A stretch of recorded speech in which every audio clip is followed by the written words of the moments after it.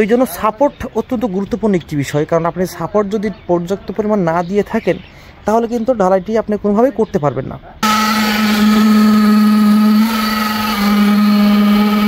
যখন এই লিফট করে যে ভিতরে ঢালাইটি আছে, যখন ঢালাইটি করবেন তখন অবশ্যই সাপোর্টের বিষয়টা আপনারা খুব ভালোভাবে গুরুত্ব দিয়ে কাজগুলি করার চেষ্টা করবেন। আসসালামু আলাইকুম, আপনারা কেমন আছেন? আশা করি অনেক ভালো আছেন। তো নতুন একটি ভিডিওতে আপনাদের সবাইকে স্বাগতম। আমরা আজকে যে বিষয়টা নিয়ে কথা বলতে যাচ্ছি এবং আপনাদের মাঝে বিষয়টা দেখানোর চেষ্টা করব, সেটা হচ্ছে লিফট কোরের আরসিসি ওয়াল আপনি কিভাবে করবেন, যে ঢালাই করতে হয়, সেই ঢালাই করার সময় কোন কোন বিষয়গুলি লক্ষ্য রাখতে হয়, তো এই সমস্ত বিষয়গুলি নিয়ে একেবারে প্র্যাকটিক্যালি ধারণা দেওয়ার চেষ্টা করব। তো আপনি যদি প্র্যাকটিক্যাল বিল্ডিং নির্মাণের ভিডিও পেতে চান অবশ্যই চ্যানেলটিকে সাবস্ক্রাইব করে রাখুন। তো চলুন মূল ভিডিও শুরু করা যাক। তো এইটা আমার লিফট কোর। এই লিফট কোরের সাইজ আছে 5 ফিট বাই 6 ফিট এবং ভিতরে ভিতরে ক্লিয়ার। তো লিফট করে দুইটা কলাম আমরা পাচ্ছি আর দুইটা কলাম এদিকে আমরা পাচ্ছি না, অর্থাৎ লিফটের যে 4টা কলাম নিয়ে আসলে লিফট তৈরি করা হয়, কিন্তু আমার এটা একটু ভিন্ন। আমার এখানে শুধু দুইটা লিফটের কলাম পাবো, আর এই দুইটা কলাম লিফটের যে 10 ইঞ্চি গাঁথনি আছে, তবে এই কলামের গায়ে থেকে গাঁথনিগুলো শুরু হয়েছে, বিষয়টা এমন। অর্থাৎ আমি যদি মূল কলাম ধরি তো সেই ক্ষেত্রে আমার দুইটা কলাম শুধু লিফটের এইখানে আমরা পাচ্ছি। লিফটের 10 ইঞ্চি চওড়াটার কি গাঁথনি সহ 10 ইঞ্চি 5 ইঞ্চি গাঁথনি করেছি এবং 5 ইঞ্চি আরসিসি আমরা ওয়াল তৈরি করে দেবো। তো সেই আরসিসি যে ওয়ালটা তৈরি করতেছি সেইটার বিষয়ে মূলত আমার আজকের ভিডিওটি করা। তো এইটা আমাদের টোটালটা আরসিসি ওয়াল হবে।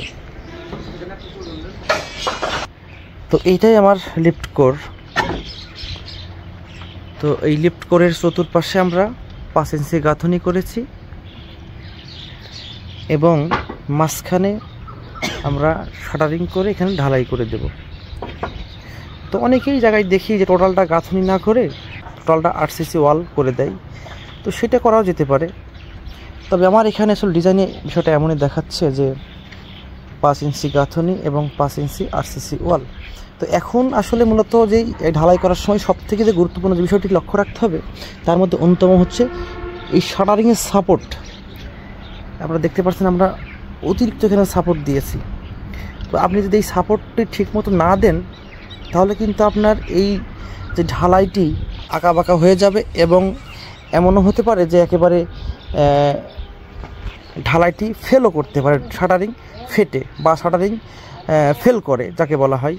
তো এই জন্য সাপোর্ট অত্যন্ত গুরুত্বপূর্ণ একটি বিষয়, কারণ আপনি সাপোর্ট যদি পর্যাপ্ত পরিমাণ না দিয়ে থাকেন তাহলে কিন্তু ঢালাইটি আপনি কোনোভাবেই করতে পারবেন না। তো এই জন্য মূলত আমার আসলে ভিডিওটি করা, যে আপনারা যখন এই লিফট করে যে ভিতরে ঢালাইটি আছে, যখন ঢালাইটি করবেন তখন অবশ্যই সাপোর্টের বিষয়টা আপনারা খুব ভালোভাবে গুরুত্ব দিয়ে কাজগুলি করার চেষ্টা করবেন। এই দেখেন আমরা এইখানে আমার এদিকে আছে 6 ফিট বরাবর আর এই দিকে আছে 5 ফিট বরাবর। তো আমরা এইদিকে 5 ফিট বরাবর নিচে এই কোনাতে সাপোর্ট দেওয়া আছে, কোনাতে কাট মারা আছে, আপনারা দেখতে পাচ্ছেন কি আমি জানি না। আর এইখানে মাঝখানে একটি দেওয়া আছে, ওই কোনাতে একটা কোনায় কাট মারা আছে। আর এই 6 ফিট বরাবর আমরা নিচে সাপোর্ট দিয়েছি, একেবারে নিচে সাপোর্ট দিয়েছি, দেখতে পাচ্ছেন কিনা জানি না। এবং তার পরবর্তী মাঝখানে একটা সাপোর্ট দিয়েছি এবং মাথাতে একটি সাপোর্ট দিয়েছি। তো এই সাপোর্টগুলি যদি আপনি না দিয়ে নেন তাহলে কিন্তু আপনি অবশ্যই ঢালাইটি ফেল হয়ে যাওয়ার সম্ভাবনা আছে। তো এই সমস্ত বিষয়গুলো অবশ্যই গুরুত্ব দিয়ে রাখবেন।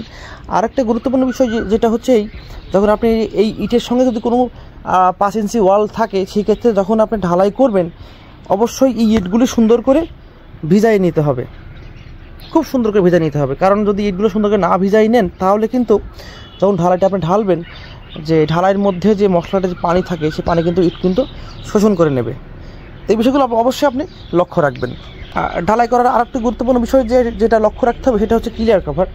তো এই ঠিকমতো ক্লিয়ার কভার করা হয়েছে কি না সেটা আপনাকে এনশিওর করে নিতে হবে। তো আমার এখানে ইনশাল্লাহ পর্যাপ্ত পরিমাণ ক্লিয়ার কভার করা আছে। তো আলহামদুলিল্লাহ আমরা এখন এইভাবেই ঢালাই করব এবং এখানে প্রপার ভাইব্রেটিং করা হবে। আমাদের এইটা হচ্ছে ভাইব্রেটার মেশিন, আর আমরা কিন্তু টোটাল সমস্ত ঢালাই কিন্তু আমরা মিক্সার মেশিন দিয়ে ঢালাই করার চেষ্টা করতেছি। তো ঢালাই করার সময় অবশ্যই ঢালাই যেন ভাইব্রেটিং করা হয়, এটা অত্যন্ত গুরুত্বপূর্ণ একটি বিষয়।